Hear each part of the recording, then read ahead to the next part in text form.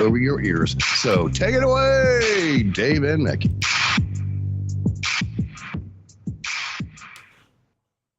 This is Dave. And Tameki. We're on Shiny Side Out. This is our show. 11 plus years. And I believe, Meki, I'm just going to jump the gun here. I think, is this show number 579? I want to say Sure. probably. All right. That'll do. Yes, that'll do. Now, we're broadcasting from Australia. And for Revolution Radio on revolution.radio, which is a great place to get your merch. And joined the chat, because I'm in the chat room. And Meki's in there. Too. Amiga Lagos, and a whole bunch of others, and you can talk to us while we're on air, which is a tremendous thing in this day and age. Who knew? Actually, both Mickey and I knew. But if it's a surprise to you, great, we taught you something. Do donate and subscribe. You can catch us, that's Mickey and I, or anyone else, any of the other hosts on Revolution Radio, on air, online, and on your smart device. It's really cool. You can grab an app from the App Store. Do search the internet, but you'll find a platform that suits you. And you can listen through your phone or your tablet. Remember when phablets were a thing? Anyway, or if you don't like doing any of that newfangled stuff and you want to have a traditional radio that's sitting next to you in your rocking chair, either on your porch or in your kitchen or wherever, you can actually do that by using a Grace tabletop digital radio. You can get the feed through there. If you missed Solaris' show, she had a great show. Don't be put off by the fact you did miss it. If you missed it, it's always great guest. And tonight she had the Cyber Witch Cafe with Niche and herself discussing everything magical and anomalous. Fantastic. Our show dovetails really well into Solaris' show. And if you know who Solaris is, if you're only listening to this in the future on YouTube or somewhere else, maybe the station's archives, it's okay. But the station archives are free. And if you don't know who Solaris is, like I said, you can just go to the archives and find her show and download. They're in MP3. It's really easily consumable. You can listen to those. You can binge, because that's a thing people do now. There's even a streaming platform called Binge. Wow. There's a lawsuit waiting right there. I binged all of your shows and I got fired from work. Why? Why'd you get fired? I didn't turn up. That could be bad. Anyway, it is free, like I said. Jump in there and you can grab any of the hosts' shows, our shows, her shows, anyone. And that's really good. Now, Meki, I don't know if you know this. I know many things. I know you do, and I'm going to make an assumption that you already do.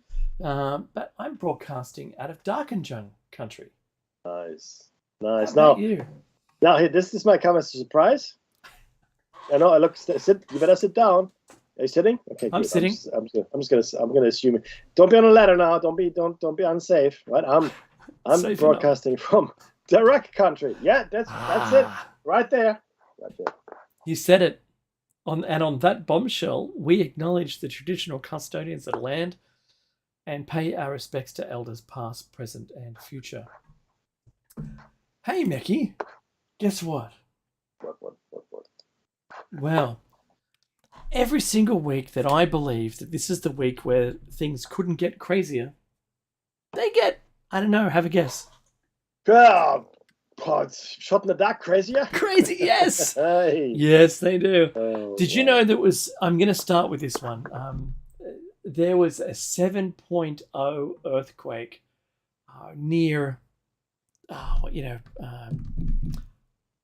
where is it? Between Sumatra and whatever the other country is, I forget. My geography is terrible. Sumatra is Indonesia, so I want to say... It's the one that curves. So Sumatra is the one on the left-hand side, and it curves down to the right. What's that one? Malaysia, potentially? There you go. So almost directly between. However, it isn't a place where deep earthquakes are normally found. and it was a 7.0 at like 600 kilometers deep. And I'm a fan of a couple of channels. The one that you don't poo-poo me on this, Dutch Sense, has a pretty good reputation of this single point. When you have a very deep earthquake, it'll come to the surface within 7 days or thereabouts and be in magnitude higher. So if there was an 8 magnitude somewhere in that region, then the region is huge. It covers pretty much the whole of Australia and the plate, India and up through Japan and everything. Within the next week is likely, because that's what we've seen from every other deep earthquake in the past, where there's another earthquake of a magnitude higher. So it's going to put the call out. I'm not saying to panic or worry about it, but just know that when it does happen, that maybe it's a channel you should subscribe to. There's something else. This is a segue. It's a terrible segue, but it's still Earth related. There's a leak in the ocean floor off California on the actual. Wait, what? Who pulled the plug on that one? What? Yeah, do you remember when the first underwater nuclear test was to happen, and the general, I forget his name, was defending the military's test and said, no, it's not going to evaporate all of the water on the planet. It won't cause a hole in the bottom of the ocean where all the ocean just goes down this hole, right? Yeah, that's what he says. Anyway, but they've actually found one, and look, it's a bit weak, this news, but nonetheless, it's equivalent to Oregon, about 65 miles or 100 miles off the coast in the fault line, but they've actually found water coming up there for the first time out of the hole. And it means that the Cascadia subduction zone, listen to me, not geography, but geology, the tectonic plates as they rub together, it's actually a subduction zone there with the Pacific plate underneath the US plate. And when you get mass swellings of water, it means that there's an inundation, and there's potential there at some point in the future there could be a very large quake, and that could be devastating. They're talking, I'm not saying this is what's in the news, they're talking about a 9.0. You're kidding. No. You're And kidding. that would be Californian coast 9.0. Well, so that's all we need. when? No, there's no when. There is no when. But Because okay, but clearly in the foreseeable future or something, right? yeah, that's right. The actual point here is experts are on high alert after discovering a crack at the bottom of the Pacific Ocean that could trigger a magnitude 9 earthquake.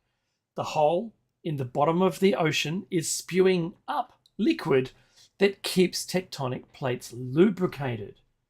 So removing the lubrication makes them grind, then they hold together, and then they have a sudden release.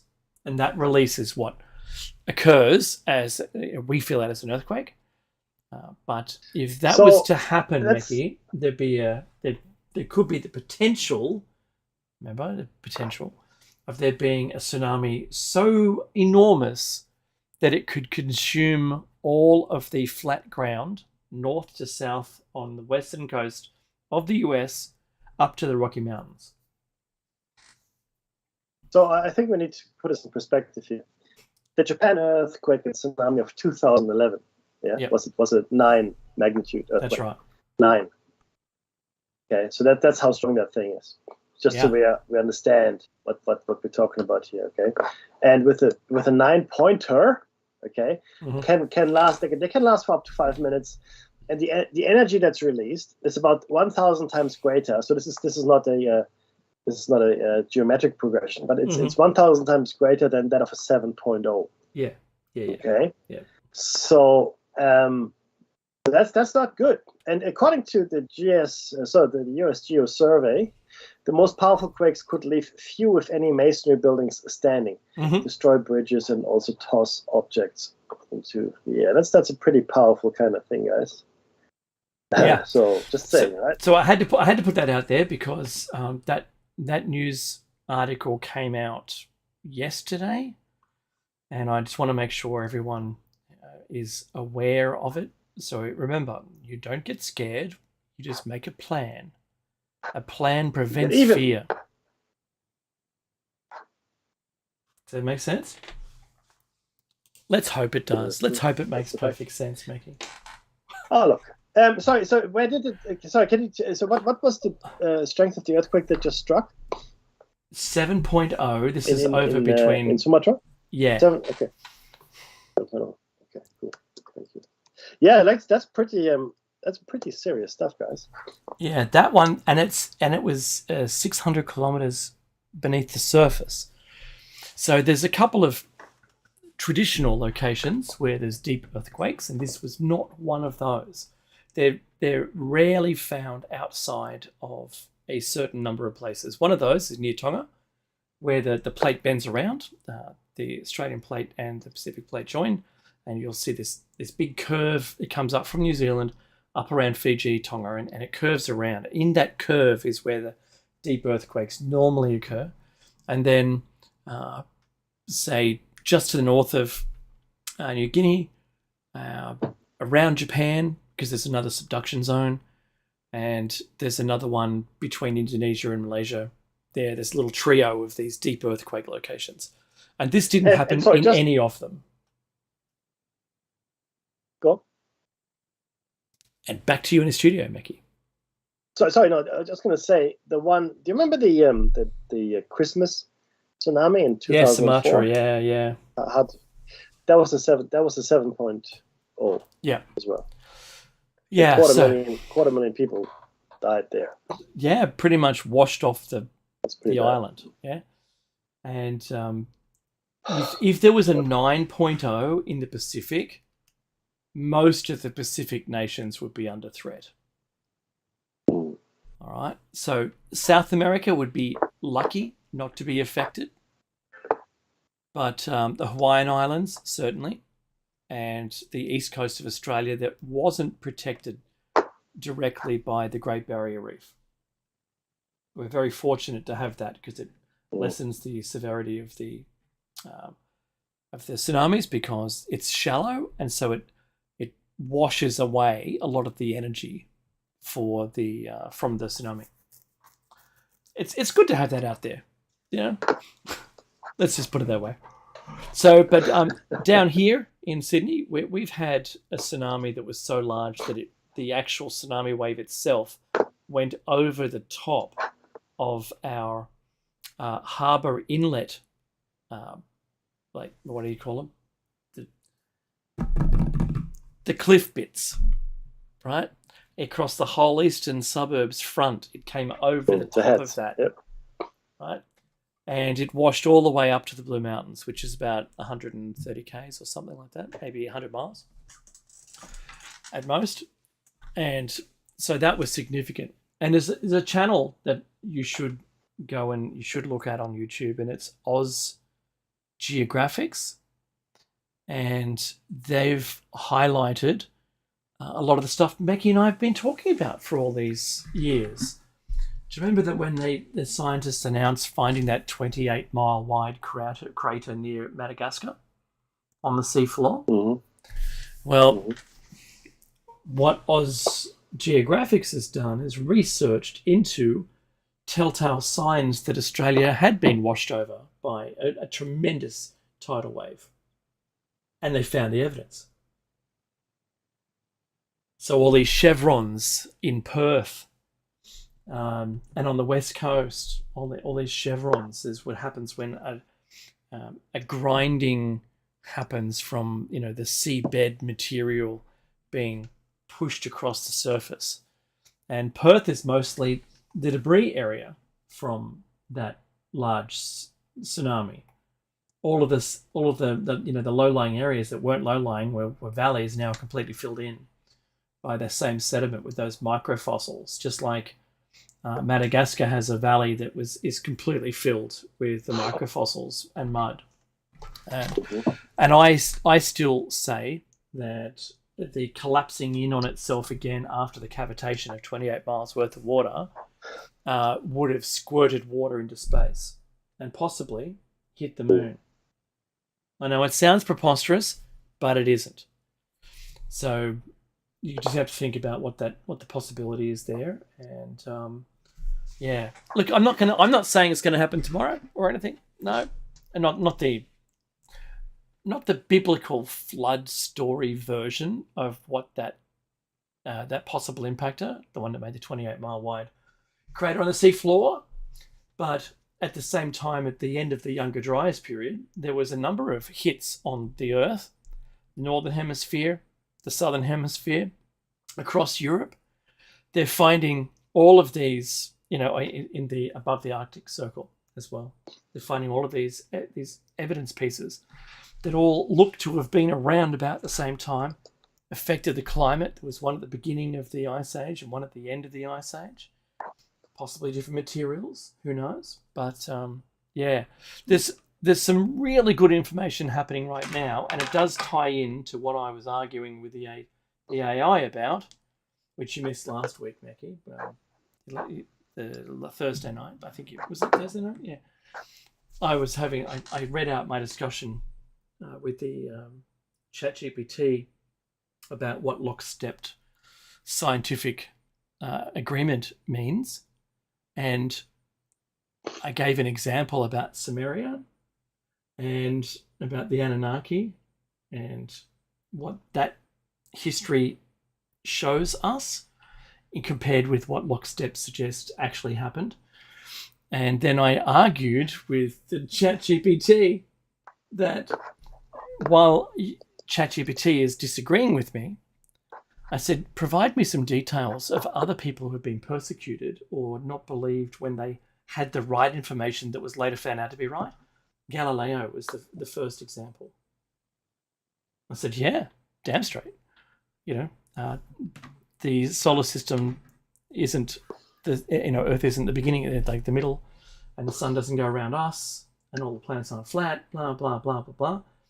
And I thought it was really funny that it should present that. I said, well, how about understanding that this could be one of those moments in history where lockstep, due to funding, and tenure, and I've written a book on it, my whole career has been built on something that doesn't exist, right? Or was wrong. Like string theory could never be proven in 100 lifetimes. And dark matter, probably about the same. And the closer the more people argue that dark matter must exist out there, the less information we're finding that supports that. In fact, one of the last things that they mentioned was, I think we were wrong about dark matter.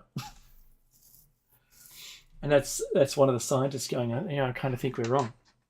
And I said to ChatGPT, because I like to present it with things that are challenging, not just asking it to do solve a maths problem. I actually put a film script in, a Red Dwarf script, and I wanted it to surmise what occurred. And it did a reasonable job, but it couldn't take all of the data at once. And I had to teach it reading a section at a time. It was horrific. So I hope one day that they expand the buffer to be able to paste a lot more data in. But Mackie, I'm just going to hand it back to you. This is the kind of thing that we're faced with, look, again, right? Just as a warning, though, be careful how you use ChatGPT. Yeah, because none of it is secure. It's no longer yours. And Omega Logos, that's actually the next talking point I wanted to bring up, because Omega Logos mentioned something to me on Tuesday, and quite rightly. Yeah, that was 2 stories from now. But go ahead if you want to let's take us there. Yeah. Look, in recent times, when I say recent, the last few years, we've seen a lot of whistleblowing. And in fact, just yesterday or the day before, a 21-year-old military person leaked some information in a game chat around secret operations in Ukraine and has now promptly been charged with all kinds of things. But something we've forgotten closer to home in Australia, and this is something that I guess the Australians don't really like, or we don't like to see, is when we are caught in doing the wrong thing from a military engagement point of view, which of course in this case was, I guess, what's the best way to put it? Unlawful engagements, unlawful killings, which have been fairly rapidly being hashed up. And it was David McBride, who actually worked for the military as a lawyer, said, look, I can't in good conscience let this go. And he contacted news outlets and essentially became a whistleblower. This was almost 5 years ago.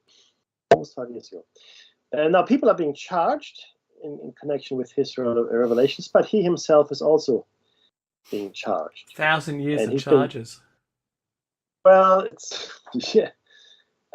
because he's facing charges of leaking classified defense information to the media. But this is where we have to ask ourselves, and this is really important, right?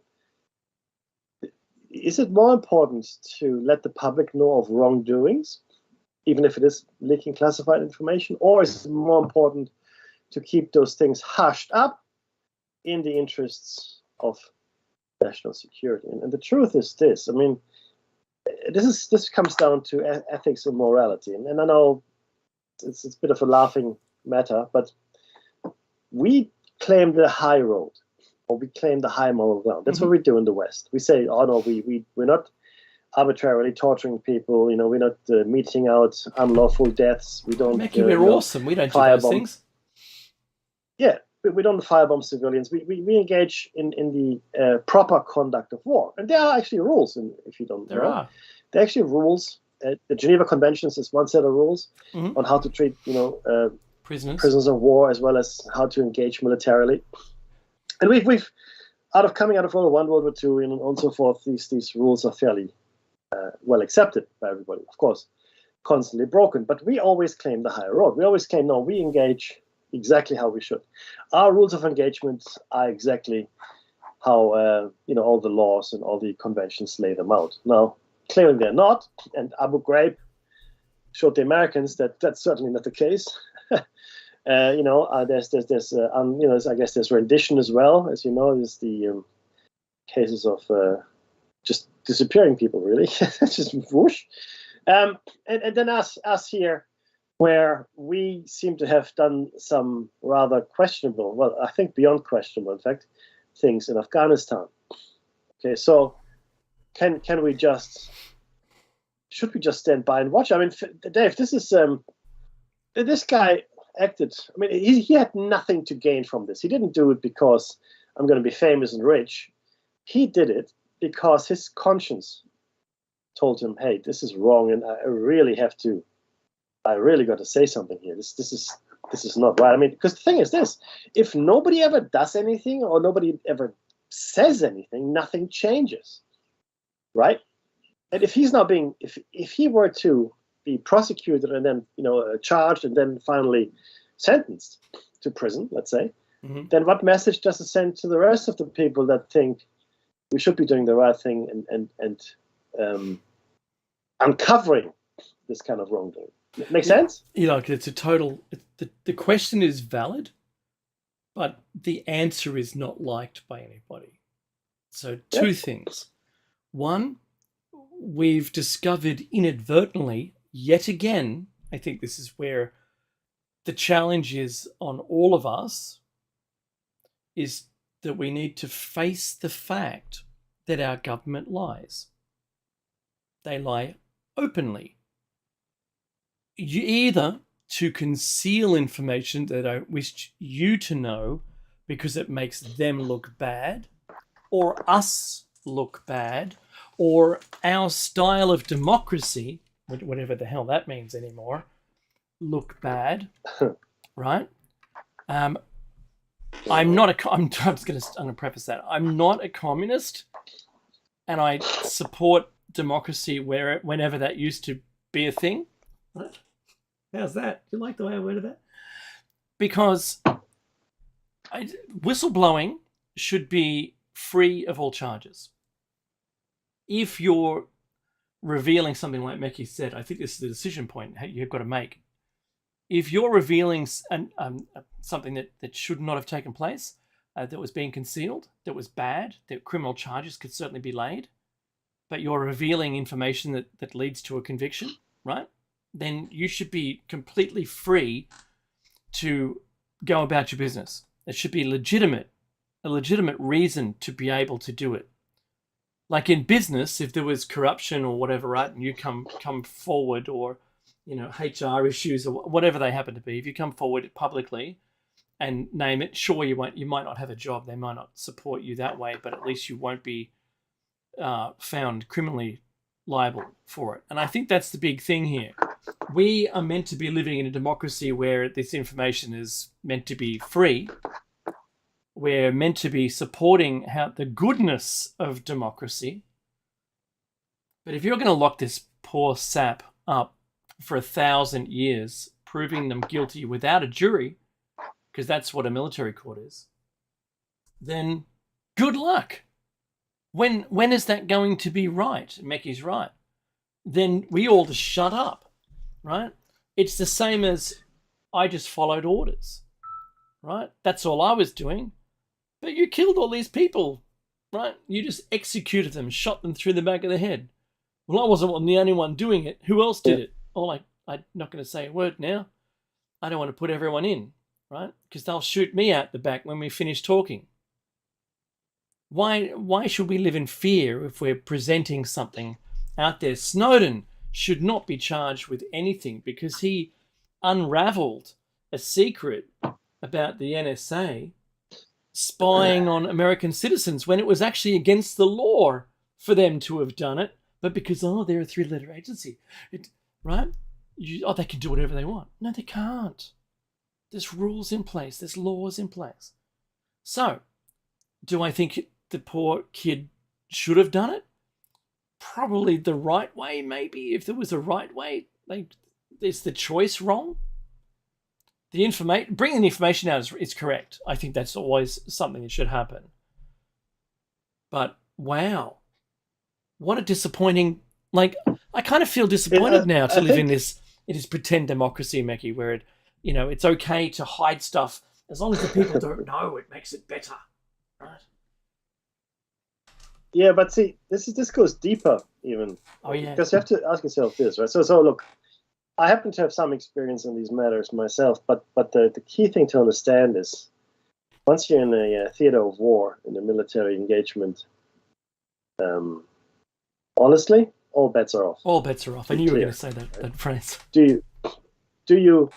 I mean, if people are actively trying to kill you, and you're trying to actively not get killed, especially with adrenaline, rushing through your body and you've been trained to reflexively act. That's why you train. Mm-hmm. The reason you train and you do martial arts and all those sort of things is so you don't have to think, you just react. So if you can prove that there was, a malice of forethought, or that it wasn't in the heat of battle, or whatever the case may be, right? That the soldiers had, time to think about it. They actually, colluded maybe in committing a crime. Who knows? Whatever, right? At that point, you go, okay, right, that's wrong. In the heat of battle, very hard to call right and wrong. I mean, a bullet is shot, right, and it'll hit something, or a bomb is dropped, and something is going to blow up. Okay, so that's heat of battle. Right? It's heat of battle. It's very difficult to make a case either way. But like I said, if it's not the heat of battle, and it looks like what happened in Afghanistan was not in the heat of battle per se. It was a sort of a search mission, if I understand it correctly, search and discover or something. Well, not search and rescue, an Australian, but search and look for. An Australian team was also found in the same way, where the person, they had body cam footage and everything. It was awful. Where the captured person was someone who'd killed one of the troop in the past. Now they're unarmed. And they were the brother of or something, and they were executed, right? And that's not supposed to happen, and that was covered up. And when it No. came to Yeah. light that occurred, it was really terrible. Apparently, that was leaked. That was the worst part about the story, Yeah. that it was leaked. What? That's right. Because if you don't know about it, then everything looks bad if you remember it. That's right. That sounds like my ex-wife. It's Homer to Marge. Everything looks bad if you remember it. That's right. It takes two to lie, one to lie and one to listen to the lie. So yes, it is that. And look, the truth is this. I think, and Omega Logos, please, in the chat, you tell me what you think. Mm-hmm. I think people don't want to know. I think people are happy at not knowing. I think people would, go about their business in ignorance, and that would be the preferred mode of operation for the vast majority of people. Like, Because la, if I don't know fingers them, in ears, I can't can't hear really you. be concerned. That's right. Mm-hmm. But yeah. Well, what do I care? I mean, let's say I live 40 kilometers from Auschwitz, and there's ash in the air. Oh, it must be a forest fire, right? Or maybe it's a volcano or something, Yeah. But but if someone tells me, because if no one tells me, Dave, if no one actually says, hey, buddy, blah blah blah, right?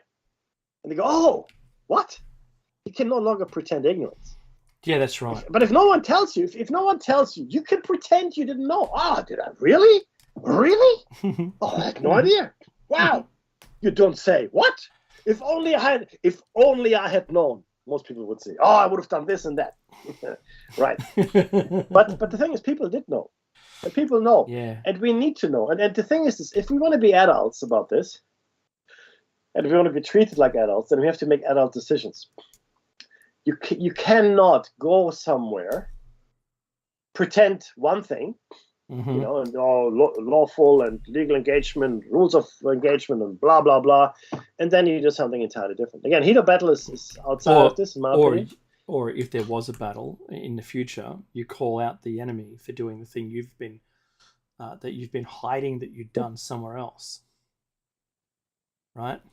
So I think if we want to remain, which we can't, but if you want to remain on top, you've got to confess your sins and move on, and then attempt to put processes in place that don't happen again, and that whistleblowers get freedom, right? Yeah. But if this, good luck with I that. believe, I know, true, and I believe that if this were to be the tip of the iceberg, because at the moment the US government and as a whole doesn't have a good reputation. And it's worsening by the minute, right? So we point the finger at the Russia, for argument's sake. All the time. Oh, Russia, bad Russia. Yeah, bad Russia. And we point the finger at Burma, and or Myanmar, I should say. We point the finger at North Korea, and we point the finger at China, and we point the finger at all kinds of people, right? Yeah. And okay, so let's just examine this for just 1 second. So China is allegedly oppressing the Uyghur minority. They probably are. Mm-hmm. They probably are.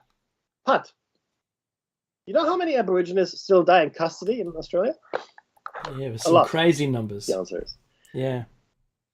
And we, like the US, also, we have very much like tonight.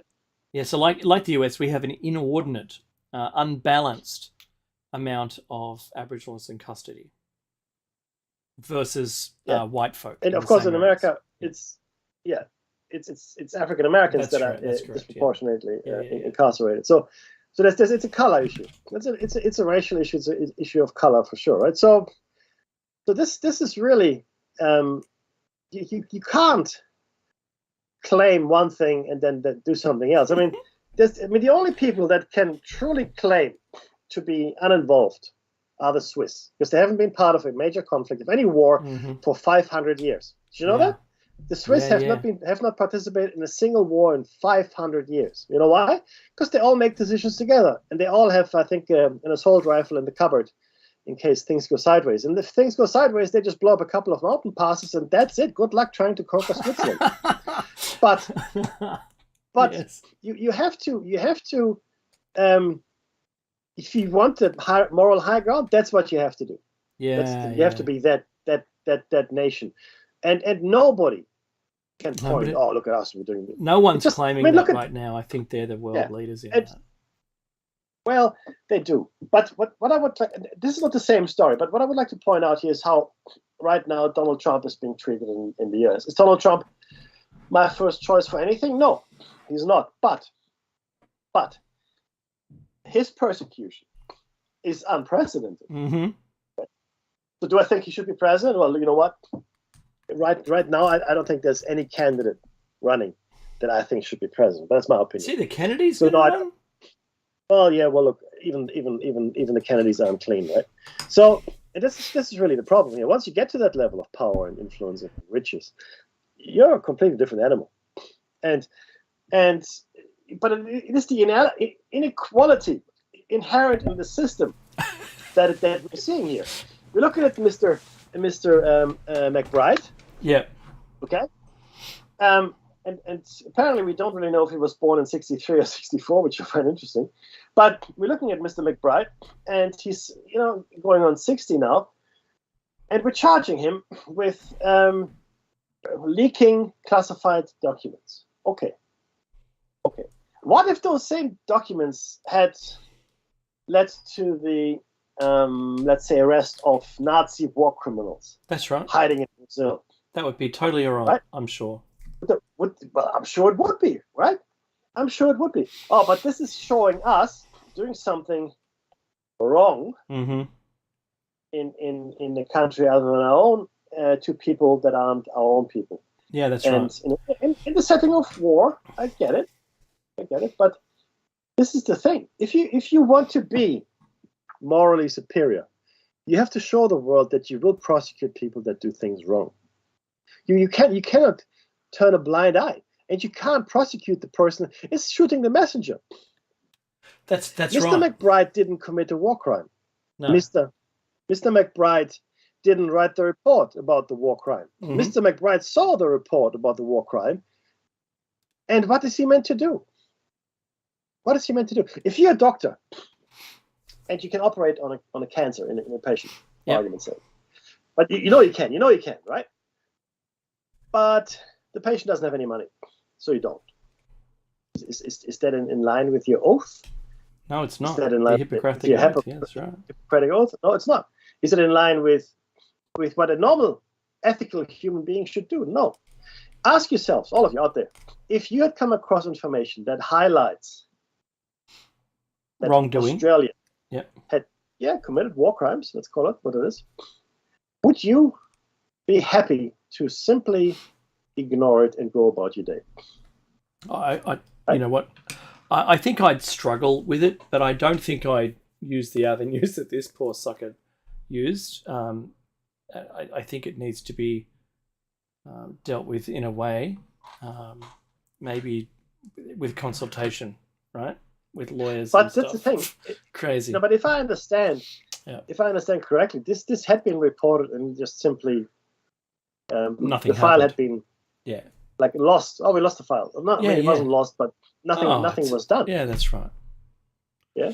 It was due for shredding anyway. So Mickey, where's Oliver North and Bring the Fawn shredder. Hall? Mm. Right? Where are they when you need this? Right? Because remember, the subpoenaed question. documents, they shredded. Right? They shredded the Yeah. documents so they couldn't be seen. Mickey, I wanted to. I think we've talked about this one, but did anyone catch the Elon Musk BBC interview? It's so hard to own Twitter, right? Yeah. Oh, it's so hard. I mean, poor me. Poor me, like the richest man on the planet, right? And he's interviewed by a fellow. I don't want to call him out specifically for being an idiot, but not specifically. He's already an idiot. he's a general idiot. Yes, it's AGI, right? Artificial general idiocy. No, I think he was attempting to gain good information in an interview. He went about it poorly. I think his execution was pretty terrible. And when he started with a generalism about Twitter getting worse, he used a personal example and then was absolutely slammed like WFC. He was slammed against the ground and head crushed by Elon. And that was when he said, well, since you've made all those deletions and got rid of the bots and all this stuff, I'm paraphrasing, he said, hate speech has increased. And Elon goes, oh, that's interesting. Which hate speech? Oh, I've got a channel I don't visit very often. I haven't visited for a while, but there was hate speech on there, and I didn't like it. It offended me. And there was sexist stuff, just a little bit sexist, and it offended me. And he goes, well, cite just a single example. I think Elon could have done better as well. I think he could have said something as simple as, if you would mind forwarding those things to me, those tweets to me, and I'll take care of it. I'll look at it and see what it is. But Elon, from his position as a CEO and a solutioner, he's, well, show me what tweet was it. He goes, I can't remember, it was so long ago. He goes, well, look, if you can't show me the tweet, then I don't believe you. And he goes, well, people are saying.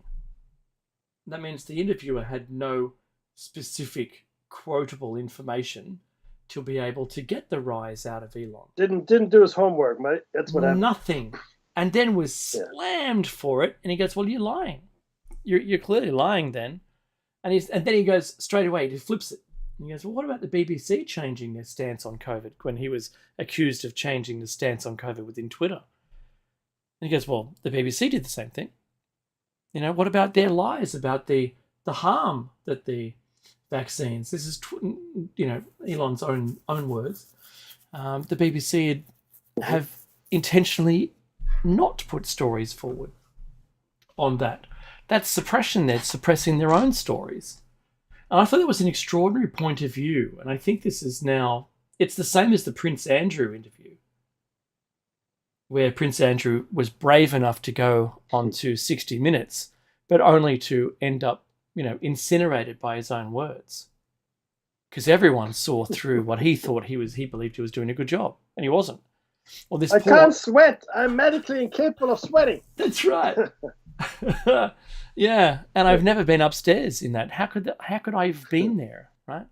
Upstairs in that photograph where I'm upstairs. Anyway.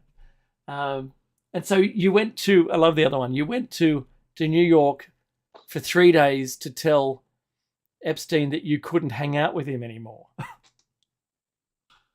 That's right. You hung out with him for 3 days telling him you couldn't hang out with him. We're close. It was a long breakup, Come on, what? Yeah, personal effects. I had to bring everything of mine back in a box. That was comedic purposes there. But look, this poor interviewer, I don't think he did a good job, like you're right, Mickey, in his research. And Elon absolutely slayed him. And you know that he was attempting to pin him to the wall, Elon to the wall, and say, you've changed the platform and now it's just free and open and people are exchanging ideas and hate. Yeah. And Elon said the best thing. He goes, well, if you're just a little, like if it was a little bit sexist and you were offended, that's your problem. Don't subscribe to that anymore, leave the group or whatever. And that's really the main point here. I think Elon was holding on to is it a maxim? Is that right, Mickey? The idea that if you're offended, turn it off. We're not going to turn the whole thing off because you're offended. And where the woke community, which he's a perfect example of, is going to consume itself and be offline because they'll be offending everybody. But see, this is okay. So this is where it gets really difficult and very gray. Okay, So yes, you don't have to watch it, read it, participate in it, see it. Correct. However, by the same argument, you could say, well, I mean, I publish snuff movies because, well, you don't have to watch them. I'm not forcing you to watch them. Other people want to watch them. But it's a morally absolute wrong to even make them. let alone broadcast it. Mm-hmm. So you can't abrogate responsibility. You can't say, oh no, it was up to you, whatever you want to consume. No. It's not that simple. Some things are not for consumption, full stop. Let me put it this way. Would you place cocaine into a playground of a preschool? No. Well, it's up to the kids. I mean, it's up to the kids. Well, no, hang on. It's Kids their can do whatever they choice. want. They don't have to take it. No. They don't have to take it, right? Well, no, I'm sorry, but that's, certain things. You just know certain things are not done. Mm-hmm. Not done because of the law, because they're ultimately and inherently wrong. So increasing hate speech or whatever the contentious points are, you have to ask yourself, is the thing in and of itself reprehensible? Or is it just offensive to some? If it's offensive to some, then who cares? You might say, okay, I don't like people that eat fish. I hate fish eaters. Okay. I don't like fish. I hate it when people eat fish. Yeah. So would fish eaters get offended? Maybe, but I'm not causing any problems. I'm not calling for action against fish eaters. I'm just saying I hate fish eaters. In my opinion, you can publish it as much as you want. If I were to call on a purge on all the fish eaters, that'll be a different story. Okay, so we have to be really very careful as to what it is we allow to be out there, because freedom of speech is not saying whatever you want. It is not that. No. It is not that. Okay. But the problem is we have not been taught proper thought processes and critical thinking. We have not. That's been ignored in education for some time. Because they don't want people to openly think about whatever they want and come up with new ideas, right? And certainly at school, when you're being educated, when your formative mind is being, it's malleable and being formed into the shape that they wish, free thinking is not one of those things that are taught. Mickey, Tropic Thunder is something that came to mind when you were talking. And people say you couldn't make that again.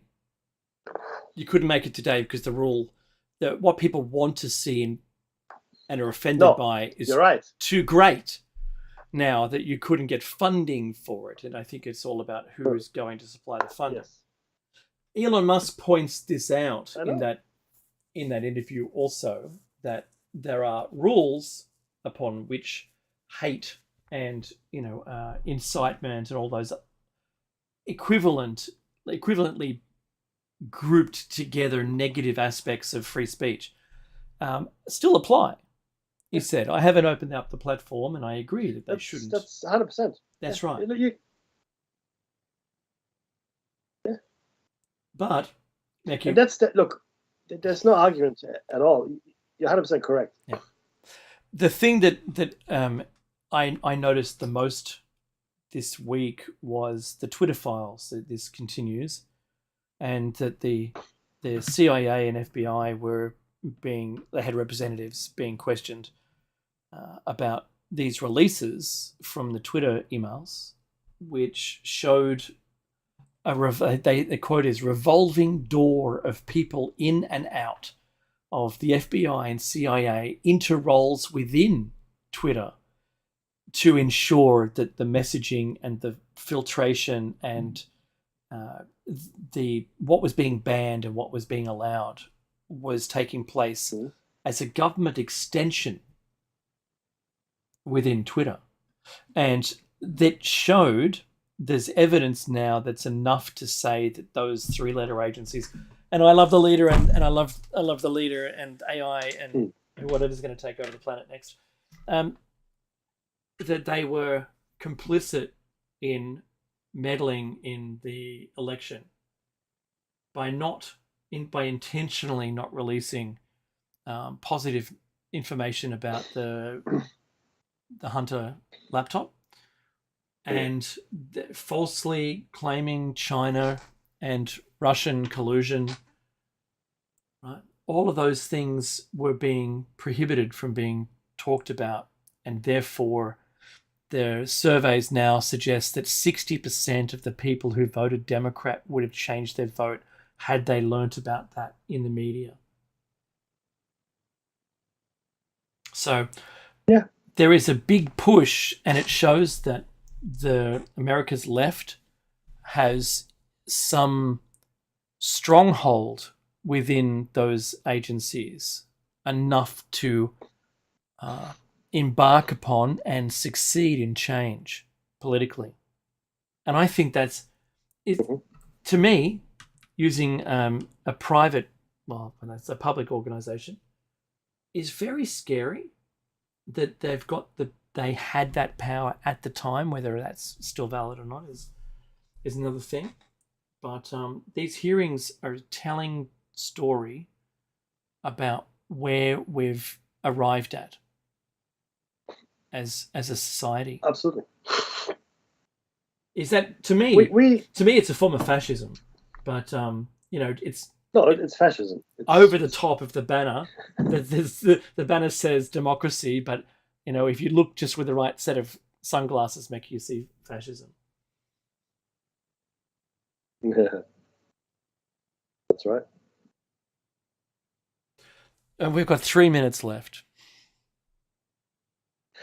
Look, we are indeed at a time where, just like in Orwell's 1984, truth and lie are easily interchangeable. There you go. There's no longer any problem. Omega Logos did write a fairly lengthy paragraph, which I want to share with you, not now, but as soon as we get back. Yeah. Because it's really quite important. It was actually Omega Logos who reminded us of the David McBride situation, and thank you for that. Appreciate it. So we'll read it when we come back from the break. But it is really, really hard to understand what is going on unless you understand history and you really understand how international relations really work. If you understand all of these things, sweet, you're good to go. Okay, but it is really tough otherwise because you have no reference points anymore. Okay, you need to understand why the things that are happening, in fact. You need to really understand, and most of us out there in the world, because we haven't been taught and there really isn't an incentive to learn, we just don't know anymore. We have no idea. And off we go into, well, why do you concern yourself, Mackie? What's the problem? Right?